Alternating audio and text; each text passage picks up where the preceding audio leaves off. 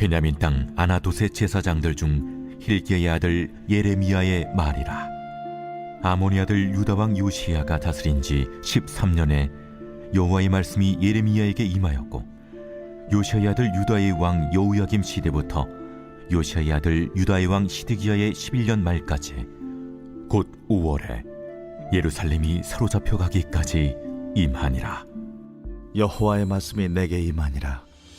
내가 너를 모태에 짓기 전에 너를 알았고, 네가 배에서 나오기 전에 너를 성질하였고, 너를 여러 나라의 선지자로 세웠노라. 내가 이르되 슬프도소이다. 주 여호와여, 보소서. 나는 아이라 말할 줄을 알지 못하나이다 하니, 여호와께서 내게 이르시되, 너는 아이라 말하지 말고 내가 너를 누구에게 보내든지 너는 가며 내가 네게 무엇을 명령하든지 너는 말할지니라. 너는 그들 때문에 두려워하지 말라. 내가 너와 함께하여 너를 구원하리라. 나 여호와의 말이니라.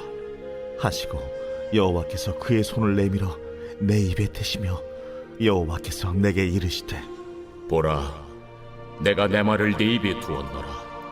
보라, 내가 오늘 너를 여러 나라와 여러 왕국 위에 세워 네가 그것들을 뽑고 파괴하며 파멸하고 넘어뜨리며 건설하고 심게 하였느니라.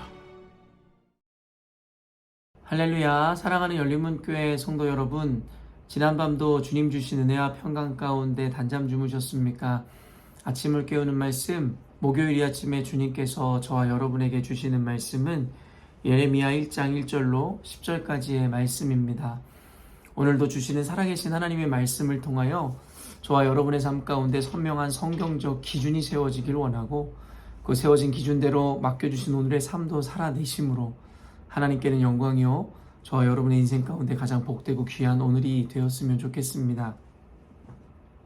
오늘 본문의 제목을 매일 성경의 해설자는 말씀을 받은 자의 삶이라는 제목을 붙였는데요.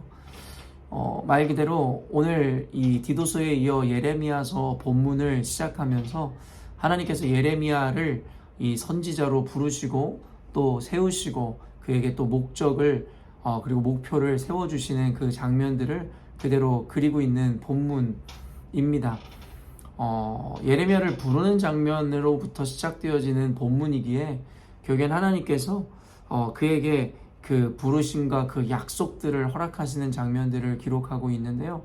결국엔 오늘 이 1장에 그 예레미야를 부르실 때 하나님께서 허락하셨던 이 약속의 그 말씀들과 이 은혜들은 어쩌면 앞으로 이제 이 예레미야 삶 가운데 펼쳐질 그 고난과 여러 가지 역경의 삶 가운데 그를 붙잡아주고 그가 끝까지 그 사명을 완수할 수 있도록 그를 지탱해주는 하나의 지지대의 역할을 하게 되지 않았는가라는 생각을 해보게 됩니다.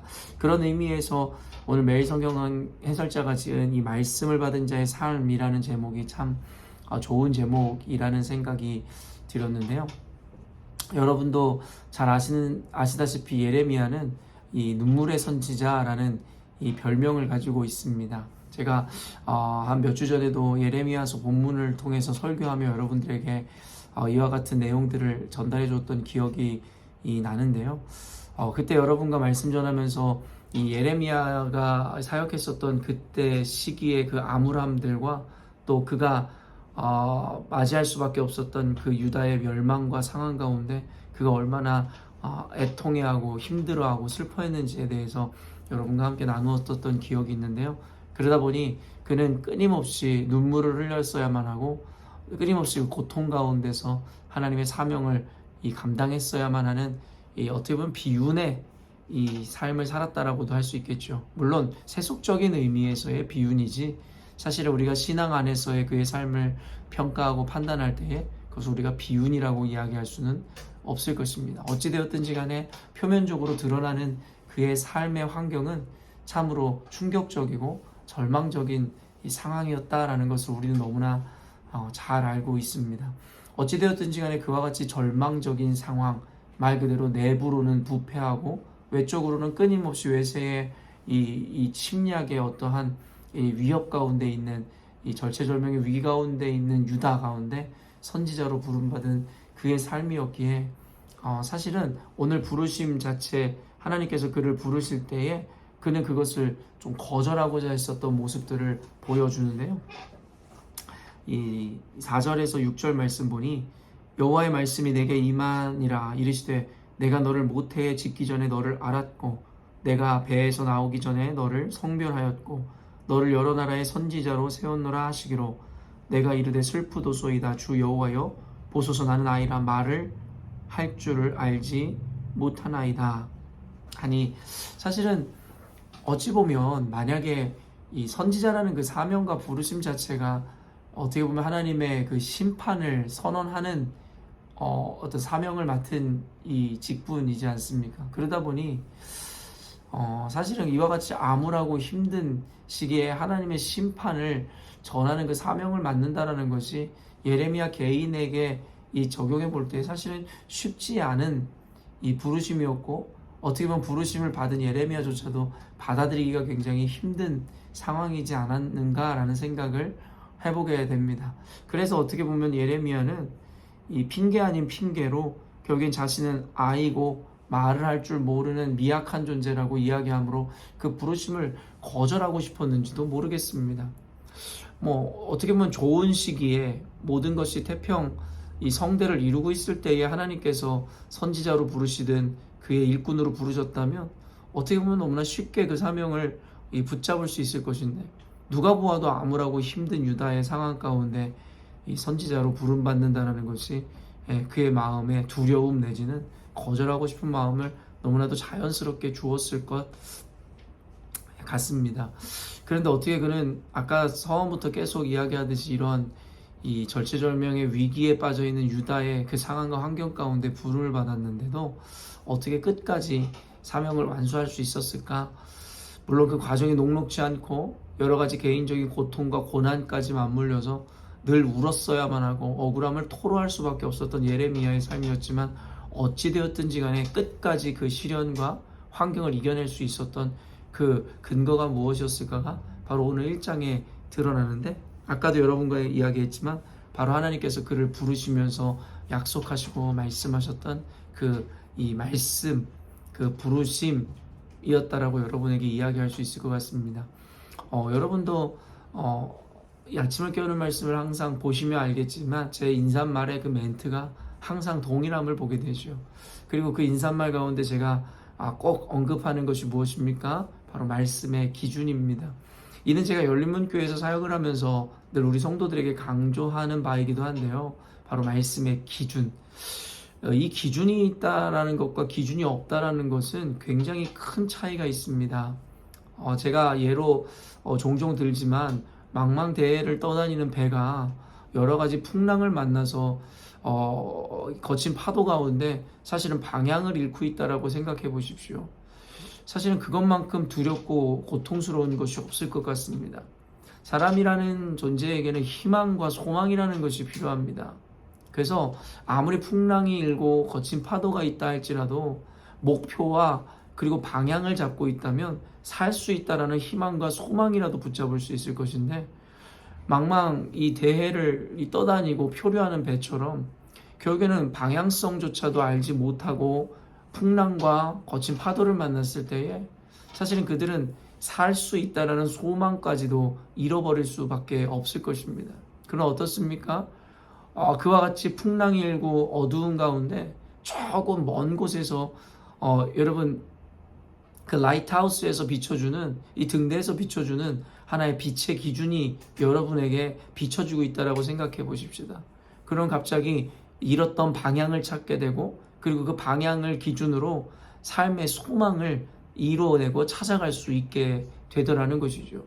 그러다 보니 이 풍랑 가운데서도 그 참혹한 현실 가운데서도 이겨낼 수 있는 힘과 근거를 발견하고 희망을 찾게 되더라는 것입니다.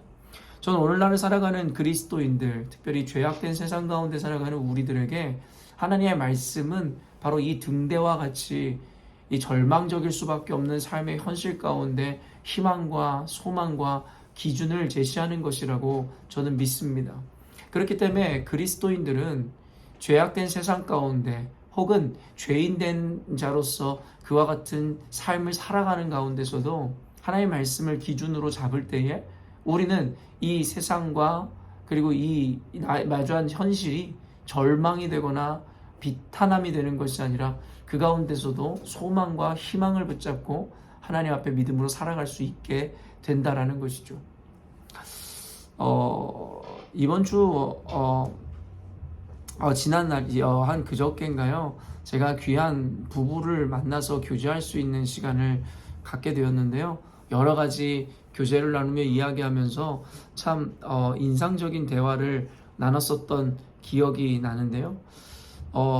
이 부부가 저에게 또 어떻게 보면은 이 과거에 들추고 싶지 않은 상처에 대한 이야기들, 어떻게 보면 상처받을 수 있을 것도 이 같은 이야기인데도 저에게 이야기해 주는데요. 바로 이 아이를 사산했다라는 어떠한 이 아픈 기억, 그리고 그 생각들을 그때 상황들을 이야기해 주었습니다. 사산이라는 것은 여러분도 아시겠지만 아이가 이미 이 뱃속에, 어미의 뱃속에서 죽은 상태에서 결국에는 그 아이를 이 출산하는 것을 의미하는데요. 여러분도 아시겠지만 이 출산의 고통이라는 것이, 해산의 고통이라는 것이 얼마나 큰지 누구나 모두가 직간접적으로 알고 있을 것입니다. 그럼에도 불구하고 산모들이 그 고통과 그리고 진통 가운데서도 견뎌낼 수 있는 이유는 결국엔 그 아이를 낳았을 때에 결국에는 너무나 사랑스럽고 세상에 그 어떤 가치와도 바꿀 수 없는 존재이기에 그것을 보기 위하여 그 고통을 참아내는 것은 아닐까라는 생각을 해보게 되는데요. 말 그대로 사산을 한다라는 것은 이미 뱃속에서 죽은 아이를 출산하는 것이기에 결국엔 이와 같은 소망이 끊어질 수 있는 상황이라는 것이죠. 동일한 어떠한 해산의 고통과 출산의 고통을 느껴야 하지만 결국에는 그분이 붙잡을 수 있는 것은 어떻게 보면 진정한 가치, 산 아이에 대한 소망이 아니라 죽은 아이를 낳는다라는, 그래서 그 고통이 더욱더 크게 느껴질 수밖에 없었지 않았을까라는 생각이 들었습니다. 어찌되었든지 간에 그와 같이 참 아픈 이 과거의 생각들을 함께 나누어 주는데, 옆에서 듣고 있었던 남편분께서 하시는 말이 저에게 참 인상적이었습니다. 무슨 말이냐면 이 아이가 사산한 것, 그리고 이 사산한 것이 바로 7개월 됐을 때였다라는 것인데, 7개월이라 하면 이제 이미 아이의 이 형태가 우리와 같은 사람의 모양으로 온전히 다 갖춰지는 단계인 것이죠. 그 형제가 이야기하는 것이 무엇이냐면, 그래도 아이가 이렇게 온전한 형태로 나아서 그 아이가 어떻게 생겼는지 볼 수 있어서 참 감사했다라는 이야기를, 그래서 지금까지도 그 아이의 얼굴을 기억할 수 있다는 것이 참 감사하고 좋았다라는 이야기를 하는 것을 들었습니다. 근데 제가 그 형제에게도 이야기했지만 그 고백이 저에게 참 인상적이고 귀하게 여겨졌었던 이유가 무엇이냐면, 저는 오히려 그 형제는 감사와 기쁨으로 반응하고 그리고 해석하는 그 내용이 어떤 이에게는 도리어 더 절망적이고 더 비관적인 고백으로 이어질 수도 있는 상황이었다라는 것이죠. 무슨 말이냐면, 차라리 아무런 형태도 그리고 모양도 없는 그 단계, 또 그 형제가 이야기한 바에 의하면 그저 어떻게 보면 하나의 생물처럼 여겨질 수 있는 그 단계에 만약에 아이가 유산되어서 그 아이를 잃어버린다면 어떤 측면에서는 도리어 차라리 다행이다라는 생각을 할 수도 있었을 것이고, 결국에는 내가 이 사람 같은 모양으로 아이를 보지 않으니 그것이 더 감사한 일이다라고 고백할 수도 있었을 것이고, 어찌 보면 어떤 이들은 오히려 인간의 형체, 사람의 모양을 가지고 있었던 그 아이가 죽은 것을 보면서 도리어 하나님을 더욱 원망할 수 있는 이유가 될 수도 있다라는 것이죠. 하나님, 차라리 이 아이가 아무런 형체도 없을 때 하나님 가져가셨다면 이렇게 가슴이 아프지도 않을 것인데, 이미 사람과 같이 온전한 모양을 갖추었을 때 어떻게 하나님 가져갈 수 있으십니까? 라는 이와 같은 반응 말입니다.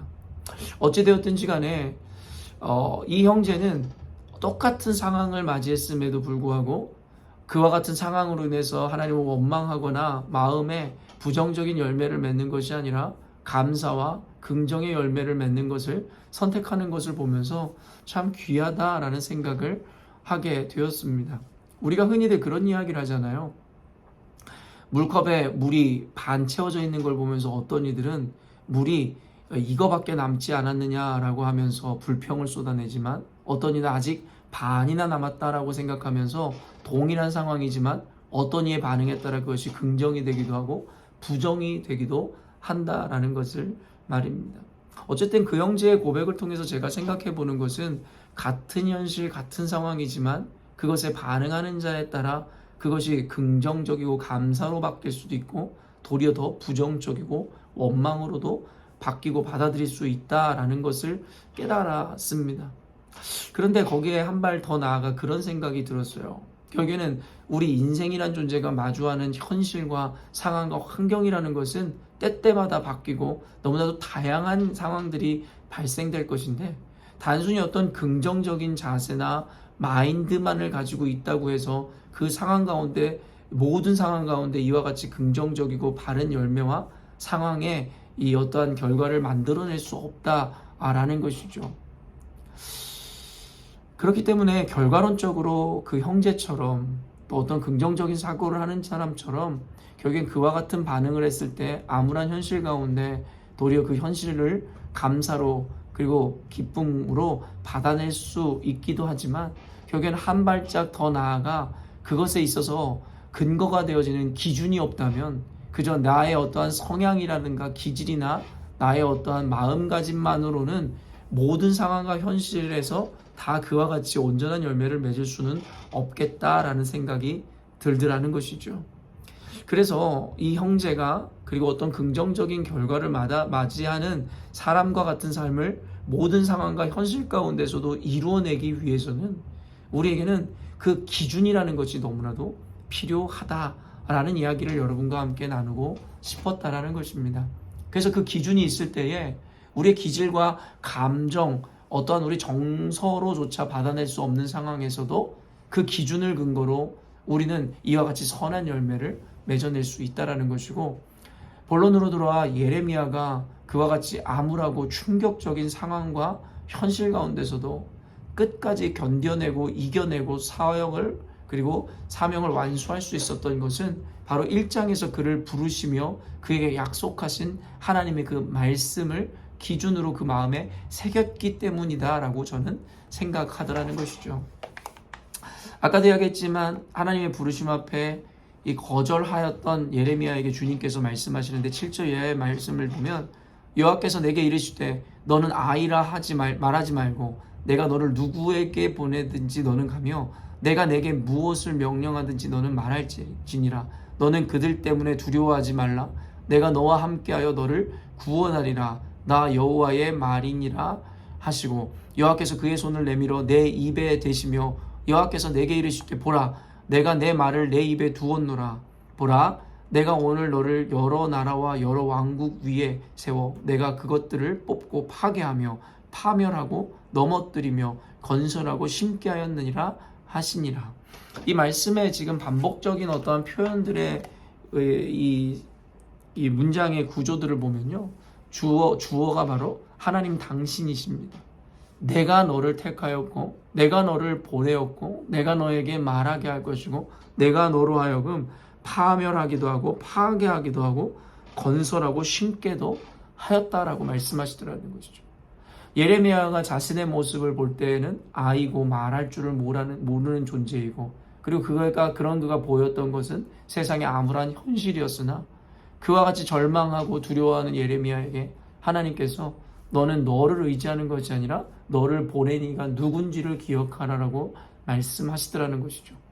예레미야가 애초에 어미의 복중에 있기 이전부터 그를 선지자로 세우신 그 하나님의 본질적 부르심뿐만 아니라 그가 살아가는 모든 삶의 과정 가운데 하나님께서 철저히 개입하시고 함께하시고 인도하시고 능을 베푸실 것이다라는 그와 같은 말씀 가운데 예레미야는 그 사명과 부르심을 마침내 붙잡게 되더라는 것이고, 그리고 그 사명을 감당하는 그 삶의 과정 가운데 때로는 죽음의 위협과 고통 그리고 이 오해와 억울함 여러 가지 절망적인 상황이 있을 때에도 하나님의 이 말씀을 기억하고 이것을 기준으로 삼아 그는 아마 그와 같은 어둠 가운데서 절망 가운데서도 끝까지 사명을 부여잡고 승리할 수 있었을 것이었다라는 것이죠. 사랑하는 열린문교회 성도 여러분, 우리 모두가 원치 않고 그리고 때로 억울하고 절망적인 상황과 눈앞이 깜깜한 상황들을 맞이할 때가 있을 것입니다. 그러나 우리 그리스도인들은 세상 사람들과 같이 그저 그와 같은 상황이나 환경에 널뛰거나 그로 인하여 우리의 삶의 어떠한 열매들이 결정되는 것이 아니라 우리는 때를 얻든지 못 얻든지 상황이 어떠하든지 관계없이 우리는 늘 하나님 앞에 감사와 기쁨과 그리고 선한 열매를 맺어야 하는 것이고, 그리고 그럴 수 있는 근거를 하나님께서 바로 우리에게 허락하신 말씀의 기준이라고 여러 성경을 통해 우리에게 나타내고 있더라는 것이죠. 사랑하는 열린문교회 성도 여러분, 오늘도 어쩌면 여러분이 감당하기에 너무나 버겁고 힘든 삶의 순간들, 어떠한 이 모습들이 있는지 모르겠습니다. 그러나 여러분 절망하지 마시고, 그럴 때일수록 예레미야가 부르심 이전에 그러했던 것처럼 단순히 환경이나 상황, 자신의 연약함과 한계에 여러분 시선을 두지 마시고, 여러분에게 말씀을 통해서 지금까지 우리를 훈련하시고 가르치셨던 그 주님의 말씀을 기억하시고 기준 삼으십시오. 하나님께서 얼마나 많은 말씀을 통해서 저와 여러분에게 그 기준을 허락하셨고 우리들의 마음 가운데 그 말씀의 씨앗을 심어주셨습니까? 저와 여러분이 어떤 존재인지부터 시작하여 어떠한 사랑으로 우리를 사랑하시고 어떻게 우리를 인도하시고 우리의 끝이 어떻게 될 것인지에 대해서 하나님께서 성경 곳곳을 통해서 우리에게 그 사랑의 음성을 들려주셨습니다. 사랑하는 성도 여러분, 오늘도 살아가면서 여러분의 삶의 고비고비 구비구비 때마다 하나님 말씀을 부여잡고 그리고 그 말씀을 기준 삼음으로 말미암아 그와 같은 어려움의 상황과 환경 가운데서도 능히 예레미야와 같이 승리함으로 하나님 맡겨주신 사명을 온전히 감당해내시고 이 감사와 선한 열매 맺으시는 저와 여러분 되셨으면 좋겠습니다. 함께 기도하겠습니다. 사랑하는 주님, 감사합니다. 우리를 하나님의 자녀 삼아주시고 하나님 또한 그 사랑하는 자녀들에게 주의 귀한 말씀을 통하여 우리 삶의 선명한 기준을 그리고 방향성을 허락해 주셨음에 감사합니다. 인생 가운데 아버지 때로는 원치 않는 삶의 정황과 환경들, 문제들이 펼쳐질 것이나 우리 그리스도인들에게 항상 기뻐하고 범사에 감사하라 하셨던 그 주님, 그것은 단순히 우리들에게 그저 억압하고 명령하는 것이 아니라 그럴 수 있는 근거와 기준을 마련해 주셨던 주님, 하나님, 우리로 하여금 예레미야가 그러했던 것처럼 부르실 때 말씀하셨던 그 말씀을 기준 삼아 끝까지 승리할 수 있게 하여 주옵소서. 늘 우리가 어려서부터 배웠던 말씀들, 암송했었던 그 말씀들이 늘 순간순간마다 떠오르고 우리의 삶 가운데 하나의 선명한 기준이 됨으로 말미암아 항상 어떤 상황 가운데서든 때를 얻든지 못 얻든지 늘 기뻐하고 감사함으로 하나님께는 영광이요 우리 인생 가운데 선한 삶의 열매와 증거를 남기는 우리가 될 수 있도록 인도하여 주옵소서. 오늘 말씀으로 우리를 붙잡아 주시고 강하게 하실 주님을 찬양하오며 거룩하신 예수님의 이름으로 기도합니다. 아멘. 사랑하는 열린문교회 성도 여러분, 오늘도 하나님께서 허락하시는 가장 복되고 귀한 하루를 맞이하였습니다. 오늘도 우리가 말씀을 통해 깨닫고 묵상한 대로 하나님이 여러 말씀의 본문들을 통해 허락하셨던 그 약속의 말씀들을 하나씩 상기하고 기억하며 그리고 또한 그 말씀을 붙잡음으로 오늘도 맡겨주신 삶의 순간순간을 충분히 감사와 감격으로 맞이하며 승리하시고 기뻐하시는 오늘이 되었으면 좋겠습니다. 아침을 깨우는 말씀은 내일 아침에 또 만나도록 하겠습니다.